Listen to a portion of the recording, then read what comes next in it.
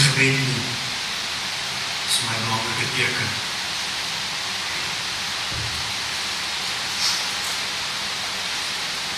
Dat ek nou gepraat het, ek spesifiek gepraat oor Matteus 7, en die feit dat Jesus dit duidelik maak, dat as jy soek, dan sal jy vind. En as jy klop, dan sal vir jou oopgemaak.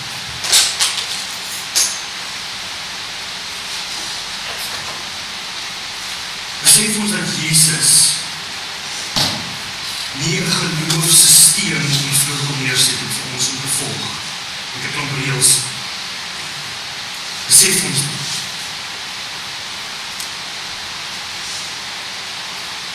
Jesus het nie na 'n man op die straat gegaan en met hom hierdie idee gedeel van die evangelie. En dan vra hy vir hom, aanvaar jy dit of aanvaar jy dit nie? En as hy dit aanvaar, dan bid hy saam met hom en dan beweeg hy aan na die volgende een. Ons moet besef, Jesus het 'n tipe van 'n misterie vir die mensdom bewys. En hy het snaaks goed gesê. Hy het gesê, jy moet weer word soos 'n kindjie. Vir dit ook te wees vir. En iewers het ons begin dink, as ons God net beter kan beskryf, as ons net bietjie beter teologiese dinge kan beskryf oor God, dan gaan ons hom verstaan. Die Israeliete kom agter die Here se teenwoordigheid is op die berg. God het hulle op na hom toe. Nee, Moses, gaan jy, want ons is bang. Moses gaan, hulle bly agter. Baie interessant. Wat bring Moses vir hulle terug? Dit wat hy ervaar het in die Here se teenwoordigheid, hy bring vir hulle iets terug. Wat is woorde? 'n tipe van 'n beskrywing.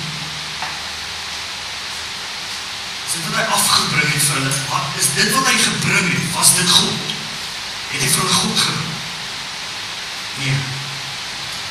Hy het vir hulle 'n tipe van 'n beskrywing van sy teenwoordigheid probeer bring. Want hulle was te bang om hulle self agter te los, en hulle idees agter te los, en regtig te gaan kyk. Hulle was te bang. Hoe snaaks, wanneer Moses terugkom, is hulle besig om 'n goue kalf te aanbid. Dit klink vreeslik stupid. En so as jy nou regtig aan dit dink, as jy dit nou dit kyk soos 'n tipe van 'n fliek, dan wonder jy by jouself, hoe in die wêreld is hulle so stupid? Maar die feit van die saak is, as 'n mens bietjie na die simboliek van 'n goue kalf gaan kyk, dan kom jy iets agter. Die Israeliete het nie in hulle kop gesê, kom ons besluit gou op 'n ander God, en dan gaan ons gou 'n ander God aanbid.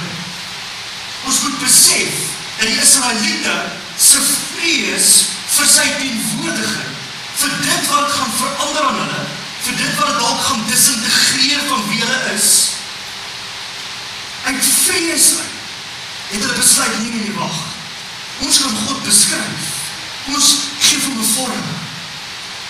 'n kalf is dan 'n goeie representation van God. En gebeur is die eerste keer in die Ou Testament waar hierdie idee van goue kalf wat aanbid word, waar ons dit sien. Ons ander konings wat vir die mense gesê het, weet jy wat, jy hoef nie so ver te gaan na die tempel toe nie, kom ons maak net 'n goue kalf as 'n verteenwoordiger van God. Ek weet van julle nie, maar dit klink nie noodwendig sleg.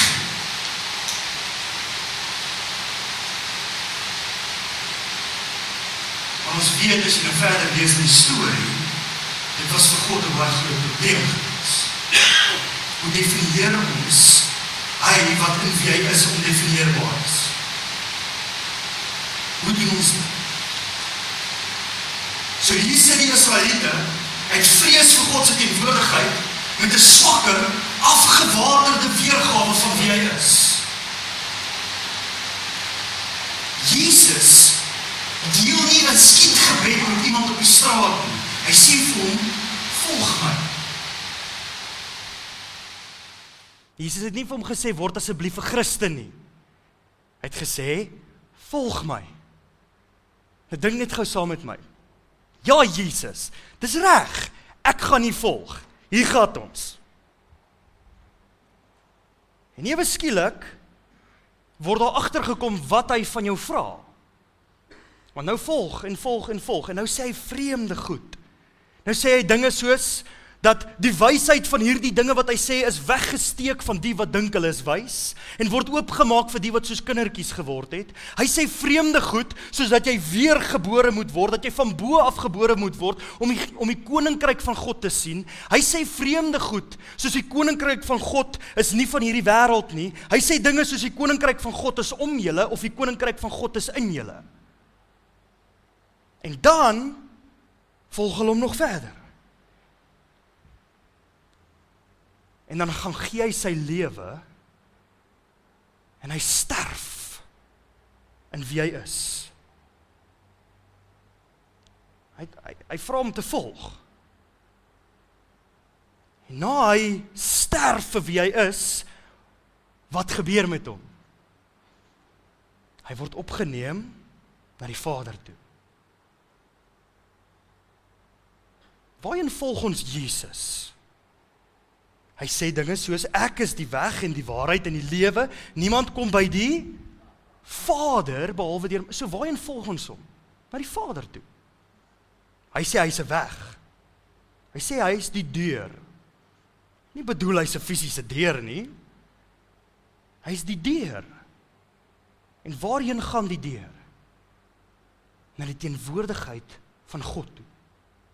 Wat verteenwoordig die deur? Jesus. Wat eis die deur van ons? Sterf in jouself.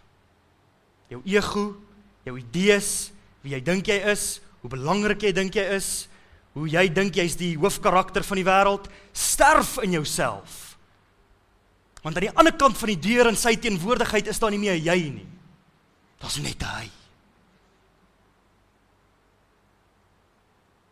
Terwyl die Here besig was om hierdie vir my te sê, gebeur iets in my huis. Ek het 'n worshondjie wat die oulikste ding onder die son is. Sy naam is tweede oulikste. So sy naam is Esau, sy boetie se naam is Jakob. Ja, hulle is Jakob en Esau. Maar hierdie hondjie is verskriklik lief vir ons. Natuurlik. Dis 'n hondjie. Maar hy het nogals van kleins af het hy hierdie vrees in hom, wat ons uit hom uit probeer kry. En ons iets verskriklik kosbaar aan hierdie hond. Nou as hy by ons veiligheidsdeur probeer uitgaan, julle weet daai slotte wat jy so indruk, en dan is die pennetjie in. Partykeer bly die pennetjie in, en as jy mos 'n bietjie pressure gee, dan skiet die pennetjie uit. So wat nou begin gebeur het met Esau is wanneer dit gebeur, en hy trap op die deur, dat hy kan uitspring, dan skiet daai deur, en dan skrik hy hom boeglam. So nou, ontdek Esau hierdie vrees vir hierdie deur wat hy het. Hy kan deurpas en alles. En ek roep hom, en hy staan buite die deur. En ek roep hom, en hy wil so graag kom. Maar dit lyk, hy huppel, hy trippel, maar hy wil nie deur daai hek gaan nie. Hy lyk asof hy so graag wil kom. En ek besluit net, Reino was daar, hy het dit gesien gebeur, en ek besluit net, ek gaan nie hierdie hek oopmaak nie, ek gaan hierdie hondjie aanhou roep, en sy liefde gaan hierdie vrees oorkom, en hy gaan deur hierdie deur gaan. En ek hou aan om te roep, en naderhand is ek op my knieë, en ek roep hom, en die volgende oomblik sien ek, hoe oorwin hy dit, en hy spring daardeur, toe hy daardeur spring, toe sy op sy rug, pens in die lug by my, en ek hou hom vas, en dit is vir my so mooi. En ek besef iets, terwyl dit gebeur. Hierdie hele battle van hom wat hy gehad het met hierdie vrees, was vir my oulik. Dit is vir my Vir hom was dit 'n big deal. Vir hom was dit sy hele wêreld. En ek besef, my wee en my gedagtes is baie hoër as sy gedagtes. En op dieselfde manier op daai oomblik besef ek, watter tipe genade het God met ons? En hoe simpel is ons as ons partykeer dink dat hy so maklik vir ons kwaad raak en dat hy so maklik sal opgee op ons?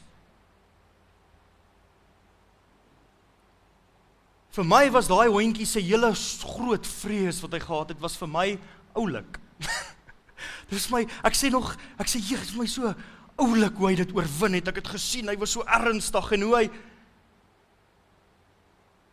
Ek wonder by myself, hoeveel van ons lewens wat ons dink so big deal is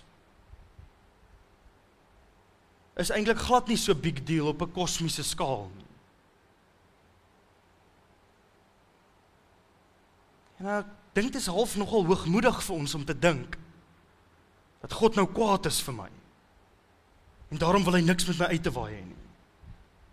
Asof ek iemand is wat belangrik genoeg is vir God om kwaad voor te wees.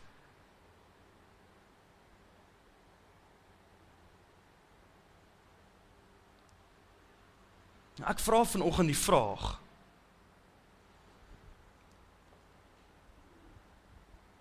is jou teenwoordigheid, is jou verhouding met God, is dit 'n idee in jou kop? 'n goue kalfie. Is dit hom uitgebou met teologie, en hy's hierdie is wat hy is? Of leef jy in die lig? En die probleem is, aan die ander kant van hierdie deur is daar nie meer 'n ek nie, want ek word gekruisig voor ek deurgaan. Hou ek so vas aan ek, dat ek nie wil deurgaan nie. Toe die Here met my gepraat het oor hierdie, het ek bekommerd geraak oor iets, want hy het eintlik vir my gevra om uit my binnekamer uit te praat. En ek weet nie hoe gepas is alles uit my binnekamer om altyd te deel in die publiek nie. As ek die Here se teenwoordigheid die ernstigste beleef in my lewe, dan moet ek myself partykeer herinner, weer van vooraf, wie ek eintlik is, net vir my om aan te kan gaan met my dag se werk.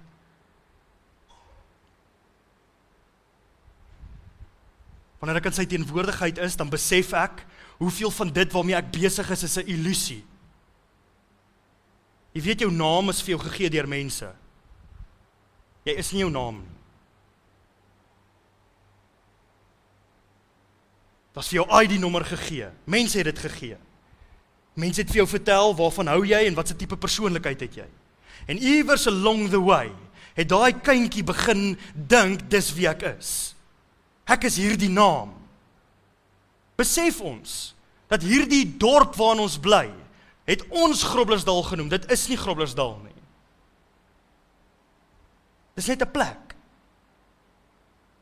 Besef ons, dat daai ou by die werk wat my so sleg sê, waar sy sleg sê? Dis in my kop. Dis 'n idee, ek trek dit aan soos klere, en ewe skielik is die realiteit waarin ek bly, 'n plek waar daai ou nie van my hou nie. Of ek vertel vir myself, ek is vreeslik belangrik. My besigheid is baie belangrik. En ek loop rond met hierdie idee van wie ek is, en is gevorm deur soveel verskillende goed, en ek begin vergeet, dat as ek jou regtig vra, wie is jy, dan kan niemand eintlik dit vir 'n mens sê nie. Jy's nie jou liggaam nie, jy het nie eens meer dieselfde vel nou, as wat jy 'n paar jaar terug gehad het nie. Ons kan nie eers sê, ons is ons gedagtes nie, want dit verander. Wie is die een agter hierdie hele show, wat werklik daar is? Want daardie een, is ook die een wat een met God kan wees. Hoekom sê ek hierdie? Ek sê hierdie, want die Bybel praat die hele tyd van dit. Dit noem dit die vlees. En ons kry konstant opdrag om die vlees af te sterf. En ons kruis op te tel. En ons kry konstant opdrag om te leef in die lig. Maar wat keer ons om deur daardie deur te gaan? Die vrees vir wat ons gaan verloor. Want deur die deur in sy teenwoordigheid is Ruben nie meer so belangrik nie. Daarso is hy nie hoofkarakter nie. En ewe skielik hou ek vas aan my lewe en aan my sonde en my verslawings. Want die duisternis is al wat ek ken.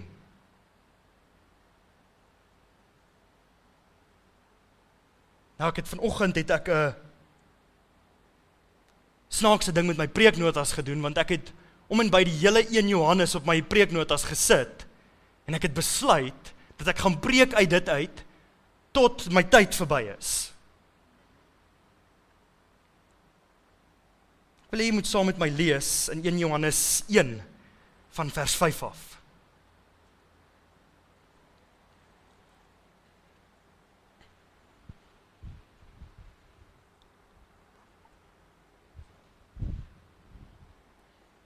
Dit is die boodskap wat ons van hom gehoor het, en wat ons aan julle bekend maak. God is lig, en daar is geen duisternis in hom nie. Wat beteken dit? Hoe is dit 'n boodskap? God is lig. Hy sê dit vir hulle. As ons sê dat ons aan hom verbonde is, dis nou vir ons, dis vir Christene. Christene sê hulle is aan hom verbonde, en tog in die duisternis leef, lieg ons, en leef ons nie volgens die waarheid nie. Maar as ons in die lig leef, soos wat hy in die lig is ons aan mekaar verbonde, sy eenheid onder mekaar, en dan reinig die bloed van Jesus, sy seun, ons van elke sonde. Interessant, in hierdie gedeelte, begin hy deur te sê, God is lig. En dan hou Johannes aan, gaan lees 1 Johannes, die hele tyd om te sê, leef in die lig. Leef in die lig. Ek vra vandag die vraag, het ons 'n tipe van 'n lewe, waar ons in die duisternis leef, en eintlik ervaar ek nie konstant die Here se teenwoordigheid nie, en ek is eintlik konstant besig met dinge van my eie lewe, en van my eie ego, en ek leef eintlik in hierdie tipe van 'n duisternis, en dan elke nou en dan ervaar ek ietsie van God, as ek miskien by die kerk is, as ek miskien by 'n selgroep is, as ek miskien die eerste keer in hoe lank, nou weer dalk bietjie Bybel lees, of dalk bietjie in stilte sit, ek weet nie of mense in stilte sit nie. Dink almal sal tot geloof kom, as almal net 'n bietjie in stilte gesit het.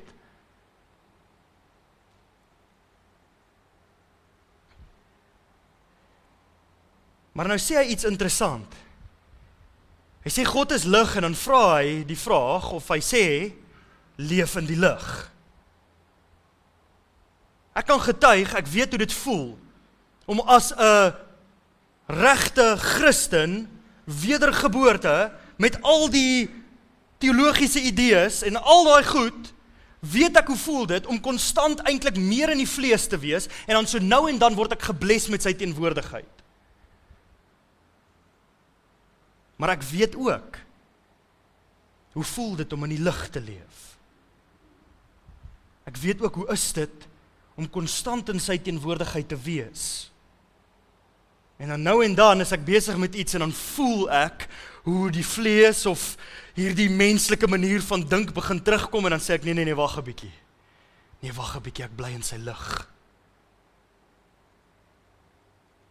Ek het nodig gehad om dit te ontdek, want ek het nodig gehad om te ontdek wat beteken dit om 'n verhouding met God te hê, wat nie bestaan uit reëls uit nie. En dit help 'n mens net mooi niks. Dit is interessant, Paulus noem hierdie einste wet waarmee Moses van die berg afgekom het, noem hy die bediening van die letter, Julle het dit al gesien, hy noem dit die bediening van die letter of die bediening van die woord. Hy sê, wat lei tot veroordeling en vrees, en dan sê hy, maar ons is nie bedienaars van die woord nie, maar van die Gees, en die Gees bring lewe en vrede. Daar's 'n vrede en 'n balans wat ons kan vind in die Here se teenwoordigheid, wat my lewe drasties hyper eenvoudiger maak. Ek weet nie eens of ek dit so kan sê nie.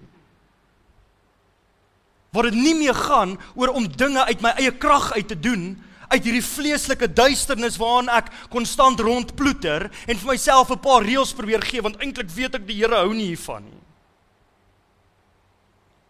En hy vra van ons net een iets. Jy moet maar laat gaan. Ons weet nie alles nie. Eintlik weet ons nie waarheen ons op pad is nie. Almal wat nog ooit iets gesê het. Almal wat nog ooit iets gesê het oor hierdie plek waarin ons leef, was maar mense gewees soos ons. Ons 'n nederigheid in laat gaan en om God te vertrou dat hy goed is en dat hy weet wat hy doen en dat die heelal in goeie hande is. Maar vir dit moet ek beheer laat gaan. My lewe is nie my eie destiny wat hierdie belangrikste storie in die kosmos is nie. Ek kom en ek gaan.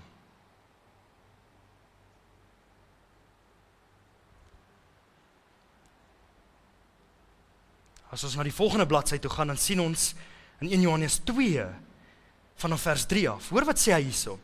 En dit is hoe ons weet dat ons hom ken. Kyk hierso, nou moet ons op aandag staan. Hierdie is hoe ons weet dat ons hom ken. As ons sy gebooie onderhou. Okay, so wat is dit? Hy gaan gelukkig vir ons nou sê, maar ons het 'n redelike goeie idee.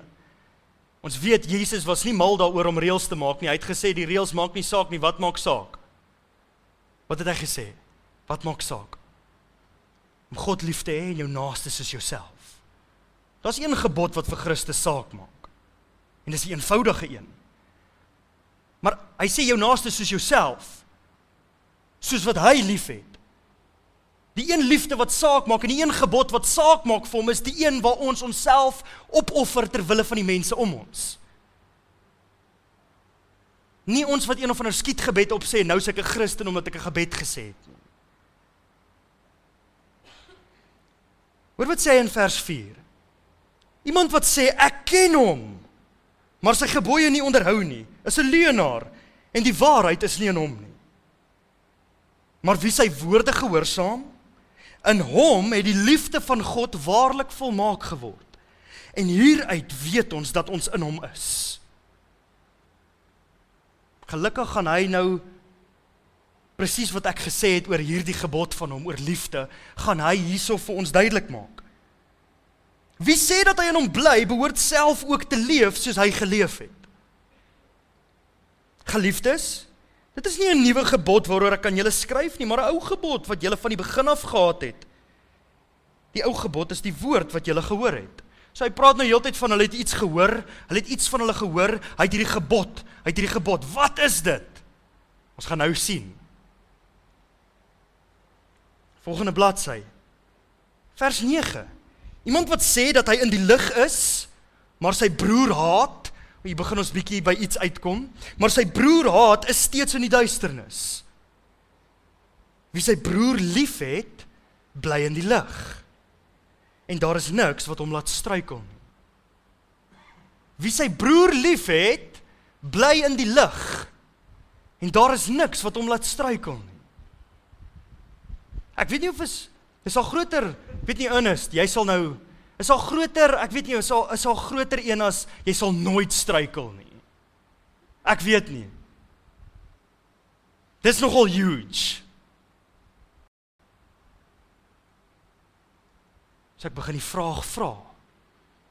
Hy sê, hoe weet jy leef in die lig? En dan koppel hy dit aan liefde. Ons gaan verder lees. Maar wie sy broer haat, is in die duisternis en wandel in die duisternis. En weet nie waarheen hy gaan nie, omdat die duisternis sy oë blind gemaak het.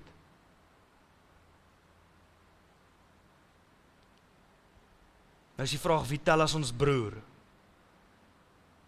Gelukkig het Jesus ons met daai en ook uitgehelp met die barmhartige Samaritaan. Ons broer is enigiemand wie ons nodig het. Dis wie. En ons moet dit besef, maak nie saak hoe hardkoppig van ons is nie. Dit sluit ras in.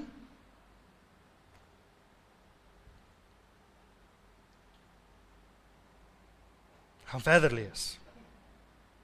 In Johannes 2, vers 15. Hoe lyk 'n lewe van iemand wat in hierdie lig leef? Moenie die wêreld of wat in die wêreld is lief hê nie. As iemand die wêreld lief het, is die liefde van die Vader nie in hom nie. Want alles in die wêreld, okay, nou wat is in die wêreld nou volgens hom? Hy sê gelukkig vir ons, dit wat die liggaam begeer, en dit wat die oë begeer, arrogante spoggery oor besittings, is nie uit die Vader nie, maar uit die wêreld. En die wêreld en sy begeertes gaan verby, maar wie die wil van God doen, bly tot in ewigheid. Dis snaaks hoe ons dit reg gekry het om selfs die evangelie iets te maak wat eintlik gefokus is op ons eie gewin.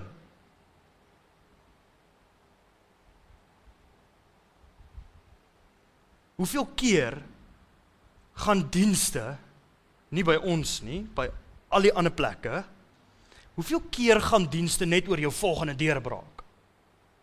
Vertrou op God vir hierdie. Ek verstaan nie heeltemal hoe ons hierdie twee met mekaar trou. Dat ons partykeer lewens leef, waar ons absoluut brand van begeerte aan die dinge van die wêreld, en op dieselfde tyd, omdat ek myself 'n Christen kan noem, as gevolg van 'n paar idees wat ek in my kop het, nou leef ek in die lig, want ek het vir myself gesê ek leef in die lig.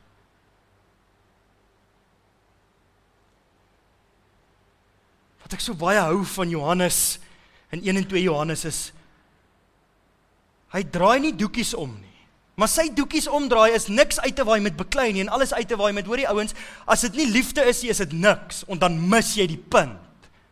Dis sy doekies omdraai, nie doekies omdraai nie.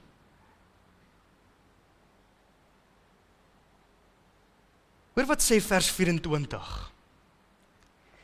Wat julle betref, wat julle van die begin af gehoor het, hier is hy weer terug by daai wat julle van die begin af gehoor het, daai gebod wat hy het, wat julle van die begin af gehoor het, laat dit in julle bly. As dit wat julle van die begin af gehoor het, in julle bly, sal julle ook in die Seun en in die Vader bly. En dit is die belofte wat hy aan ons gemaak het, die ewige lewe. Hierdie dinge skryf ek aan julle aangaande daardie mense wat probeer om julle te mislei. Maar wat julle betref, die salwing wat julle van hom ontvang het, bly in julle. En daarom hoef niemand julle te leer nie. Maar omdat sy salwing julle alles leer, en omdat hy die waarheid is en nie 'n leuen nie, bly in hom, net soos hy julle geleer het. Ons hang mense aan, en ons kyk TikTok video's, en ons kyk YouTube video's, en ons noem onsself by allerhande name wat ons vir onsself gegee het, en ons identifiseer met allerhande identiteite, en ons kry ons idee van God van allerhande pastore af, en ons love het om hierdie spesifieke ouens aan te hang, en hulle sê vir ons wie's God, en ek verstaan nie heeltemal nie. Ek verstaan nie heeltemal dat wanneer ons verskil as medebroers of susters oor iets van die lewe of oor iets van God, dat ons dan ewe skielik wil sê, o nee, maar hierdie vers sê dit, en die ander een sê, nee, maar hierdie vers sê dit, en nou kan ons nie saamstem nie, en nou vra ek die vraag, ons is mense wat rondloop en sê ons het 'n verhouding met God, nou is dit so of is dit nie so nie? Is dit so of is dit nie so nie? Hoor ons hom, as ons tyd in sy teenwoordigheid spandeer en ons sien die lig, kan ek sien of kan ek nie sien nie? Hoekom stry ons altyd oor wie God is en waarvan hy hou met ander mense se woorde en ons kom nie by hom uit nie? Want aan die kant van die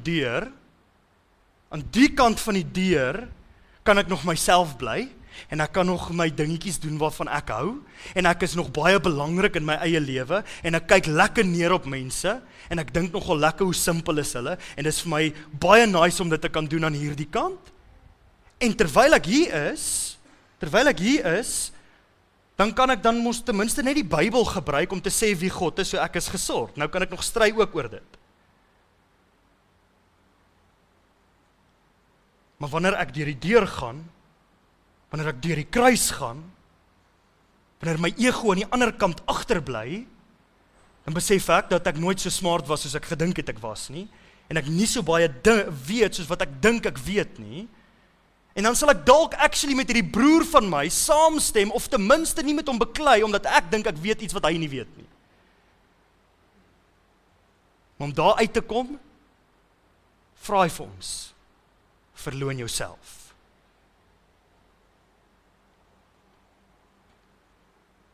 Hoor wat sê vers 27, maar wat julle betref, die salwing wat julle van hom ontvang het, bly in julle, en daarom hoef niemand julle te leer nie.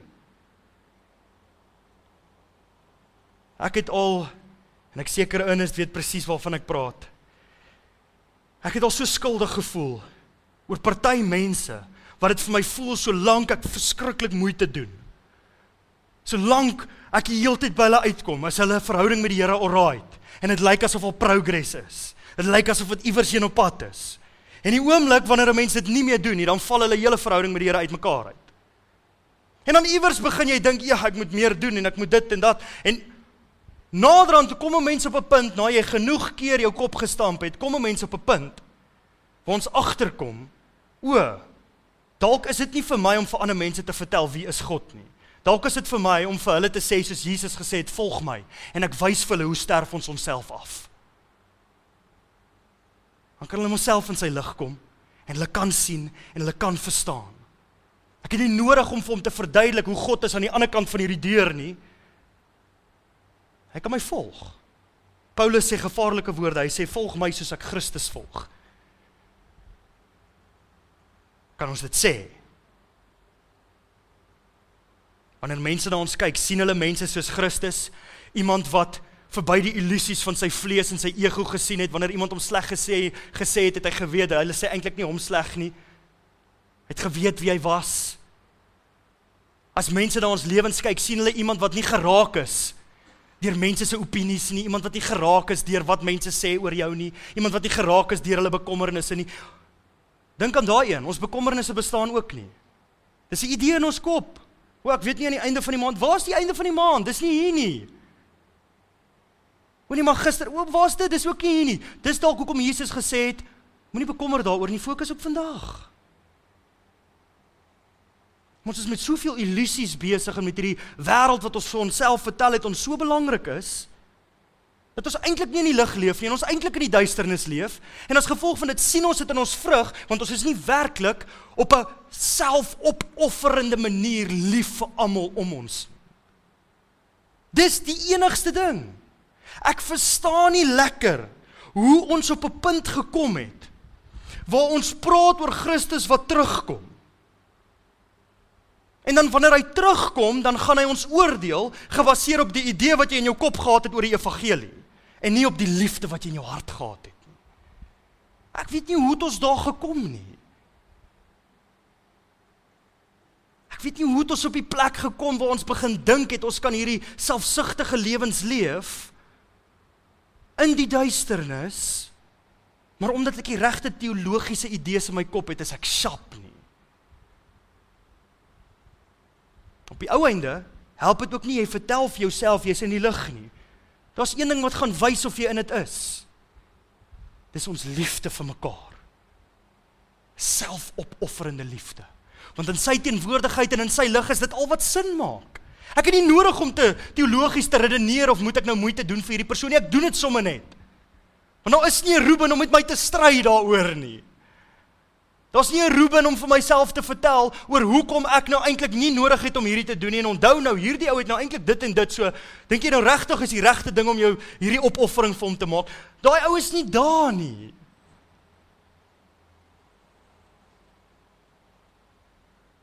Maar vir dit moet ons 'n fundamentele iets van wie ons is opgee. En ons wil dit nie doen nie. Want ons is lief vir ons lewens. Johannes 3 vers 16. So lief het God die wêreld gehad, dat hy sy enigste seun gestuur het, sodat wie aan hom glo nie verlore sal gaan nie, maar die ewige lewe sal hê. Direk na dit. Ons lees nie daai heel so baie nie. Die lig het na die wêreld gekom, maar die wêreld wou hom nie gehaat het nie, want hulle was lief vir die duisternis eerder as vir die lig. Want iewers het hierdie gemak en hierdie lamheid, hierdie net aangaan en aanploeter in die duisternis al geword wat ons ken. En ons is bang dat as ons deur daai deur gaan, is daar enige iets van my wat gaan oorbly aan die ander kant. Elke gedeelte van jou wat nog soos 'n kindjie is, die een wie jy vergeet het jy is, die een wat die Here gesien het vir die absolute wonderlike, kosbare misterie wat hy is, wat in oë gestaan het van alles wat hy gesien het, en nie net alles wou verstaan nie. Miskien is daai enetjie die een wat agterbly, wanneer al hierdie hooi en stoppels verbrand.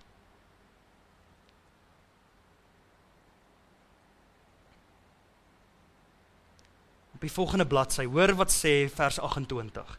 En nou kinders, bly in hom, sodat ons vrymoedigheid kan hê wanneer hy verskyn, en nie met sy wederkoms deur hom in die skande gestel word nie. As julle weet dat hy regverdig is, weet julle ook dat elkeen wat doen wat reg is, uit hom gebore is. Dit is so eenvoudig soos dit. Daar is nie 'n middelgrond nie. Daar is nie hierdie idee van dat ons in die duisternis leef en omdat ons genoeg vir onsself vertel ons is in die lig, dan is ons ewe skielik daar nie. Ons gaan of absoluut onsself opoffer vir die mense om ons en vir hulle lief wees uit alles wat ons is en nie net bekommerd wees heeltyd oor waarmee hulle besig is en hoe hulle optree kan aanpas asof dit my besigheid is om dit te doen nie, maar ek kan vir hulle lief wees. Op die ou end is die enigste ding wat gaan tel is dit. En ons weet dit eintlik. Daar's soveel skrifgedeeltes wat dit vir ons sê. Eintlik weet ons dit. Dit wat ons van onsself opgegee het ter wille van die om ons, is op die ou einde die enigste ding wat eintlik iets kan beteken vir hierdie plek waarin ons leef. Maar dit kos ons alles. En hierdie gedeelte maak dit so duidelik, hierdie idee van hom wat terugkom, as hierdie persoon wat oordeel, hy skep half hierdie prent van bly in hom, sodat jy nie in skande hoef te staan, wanneer die lig skyn nie. Want is dit nie wat gebeur as die lig skyn nie? As al wat ek is, duisternis is en die lig skyn, dan voel ek nogal skaam. Maar iewers is dit tyd om die lig aan te sit. Iewers is dit tyd om op te hou, om myself te probeer beskerm en eerlik te begin wees oor dit waarmee ek sukkel. Iewers is dit tyd om die lig aan te sit en te sê, luister Pel, okay, so wat gaan nou regtig aan by jou? Wat is dit waarmee jy regtig sukkel? Wat is al hierdie duister dele van jou wat jy nie kan raak sien nie, wat ander mense heeltyd sien? Kom ons sit die lig aan, en hy sal jou help. Maar ons wil dit nie doen nie, want ons het lief geraak vir die duisternis.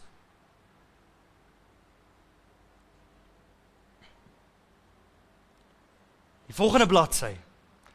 As jy nou 'n recap wil hê van die preek, gaan lees net 1 Johannes. Dit sal 'n mens help. En elkeen wat hierdie vaste hoop op hom het, hou homself rein, net soos hy rein is. Elkeen wat sonde doen, beoefen ook wetteloosheid, want sonde is wetteloosheid. Julle weet dat hy verskyn het om die sondes weg te neem, en in hom is daar geen sonde nie. Elkeen wat in hom bly, sondig nie meer nie. Elkeen wat in hom bly, sondig nie meer nie. Elkeen wat aanhou sondig, het hom nie gesien nie, en hom nie leer ken nie. Dit is snaaks, want hy praat hierso van 'n verhouding met hom, is hierdie iets waar jy hom sien om hom leer ken. Kan ons dit sê? Ons is bang om vir mekaar te sê, hoorie Pel, is reinheid, is om sonder sonde en sonder vashou aan hierdie wêreld te leef nog iets wat vir ons saak maak. Want ek is bevrees, baie keer het dit iets geword in ons moderne tyd, wanneer ons deel word van 'n kerk, en ons neem hierdie evangelie idee aan en ons wêreldbeeld verander, dan bekeer ek net van die goed, hoor mooi saam met my, dan bekeer ons net van die goed wat socially unacceptable is by my nuwe klub wat ek gejoin het. So ons hou op drink en ons hou op rook en ons vloek nie meer nie. Maar die goed wat my vashou, my selfoon, kos, koffie, die goed wat my vashou, die goed wat hierdie absolute goed is wat ek net nie kan laat gaan nie, en dit hou my om deur die deur te gaan, ons praat nie regtig daaroor nie. En as gevolg van dit het dit socially acceptable geword. Want gaan dit regtig oor om te leef in die lig, en alles wie ek is op te gee, laat dit vergaan in sy teenwoordigheid, of het ons 'n paar nice idees, en ons kan 'n nice lewe hê, terwyl ons die nice idees het.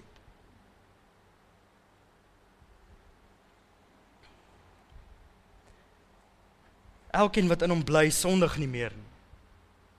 Ek wil hê ons moet dit hoor. Johannes sê iets baie eenvoudig. Elkeen wat in hom bly, sondig nie meer nie.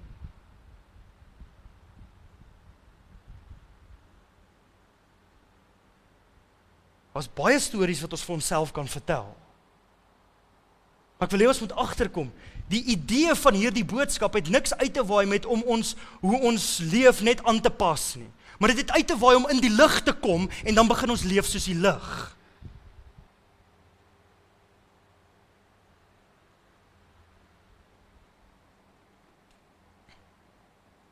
En ek is besig om klaar te maak.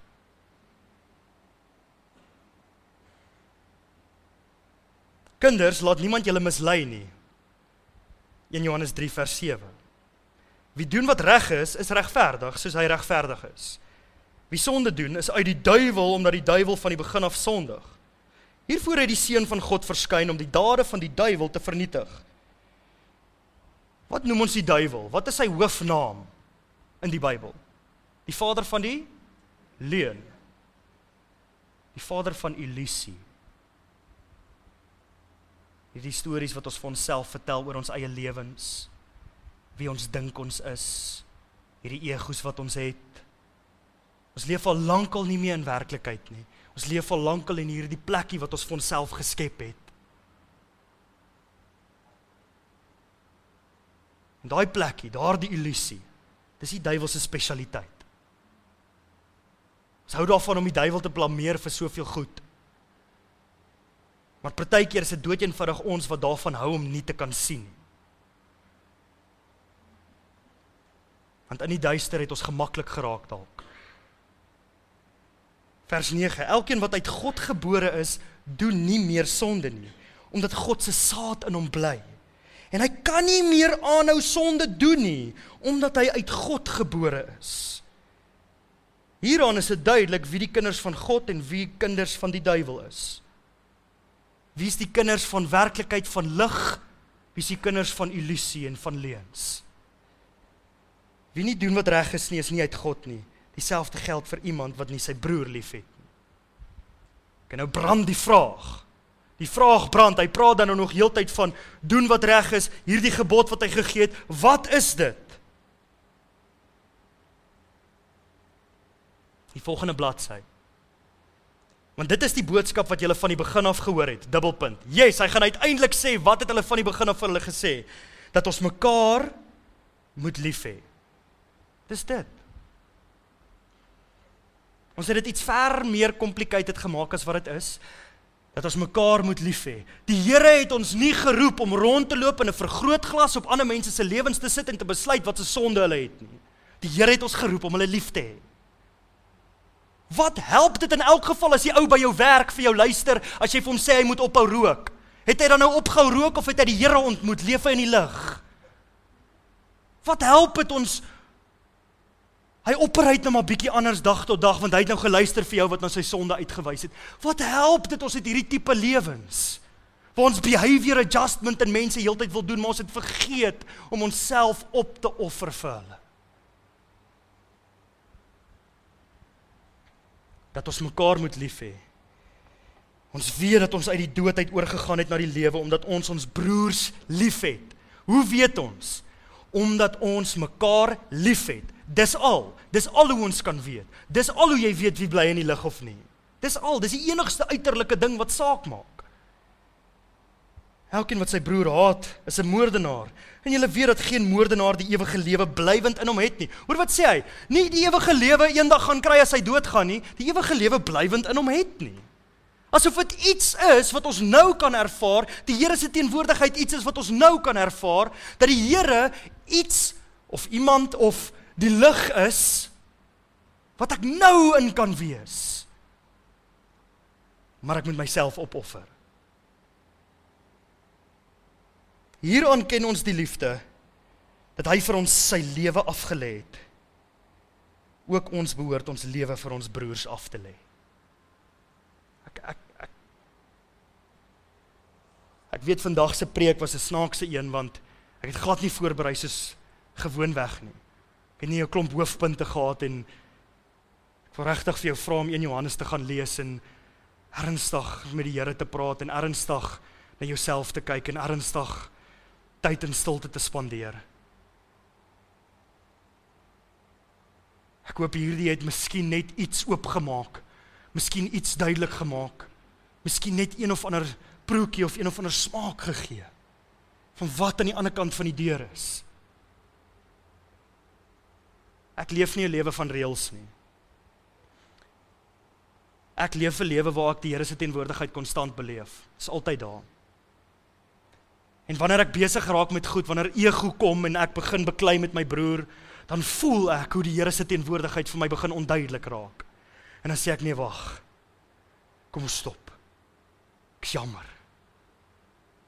En wanneer ek terug is in die lig, dan besef ek anyway, ek was verkeerd. Dit is altyd so.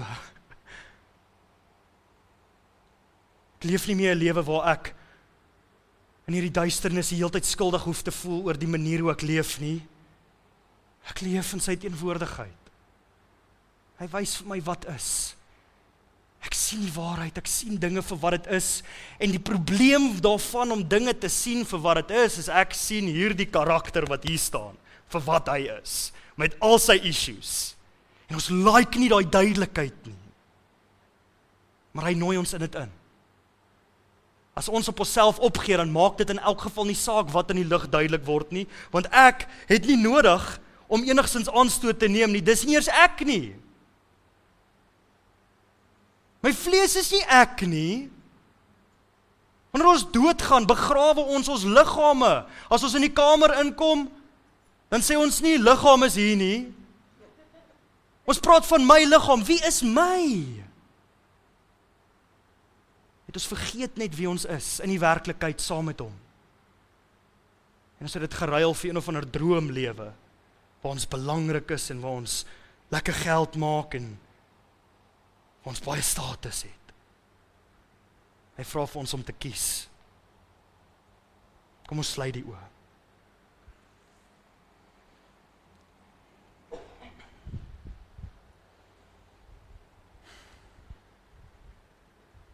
Here,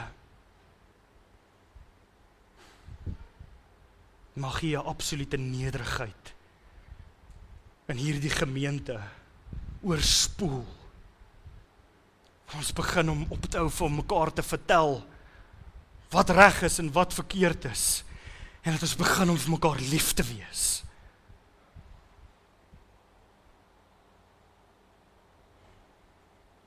Here, mag ons nie soos daai ouentjie wees wat aan die ander kant van die deur bang is om deur te gaan nie. Maar mag ons liefde vir duidelikheid en vir lig, vir vrede wat by U is. Mag ons liefde vir U soveel meer wees as hierdie vrees, dat ons deur die deur spring. En as ons deur is, Here, dan besef ons in elk geval hoe simpel was dit om vas te hou aan wie ons was. Mag ons onsself laat gaan, Here. Ons wil nie in illusie leef nie. Here, ons wil erken dat U ver meer kompleks en ver meer is as wat ons ooit kan beskryf U is. Here, mag ons soos kindertjies in die teenwoordigheid met monde wat oophang en groot oogies in absolute awe wees van wie U is in U oneindigheid sonder om U te probeer verstaan. Want ons sal nooit kan nie. Here, hierdie misterie van die lewe waarin ons onsself bevind. Mag ons besef hoe mooi is dit om verlore te wees in U misterie. Mag ons laat niks ons terughou nie en aan niks vashou. Mag U teenwoordigheid absoluut die verskil maak. Here, mag elke persoon wat hier sit, wat dalk onseker is nou, mag hulle besef dat hulle U stem in stilte kan hoor. Miskien is dit tyd vir ons, Here, om op te hou praat wanneer ons bid en bietjie stil te bly. Want U weet wat U doen. Skepper van die heelal, ons vertrou U. U is groter as al ons idees.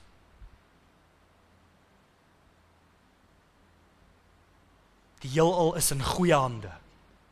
Mag ons dit aanhou glo, tot die dag ons doodgaan. Ek bid dit in Jesus naam. Amen.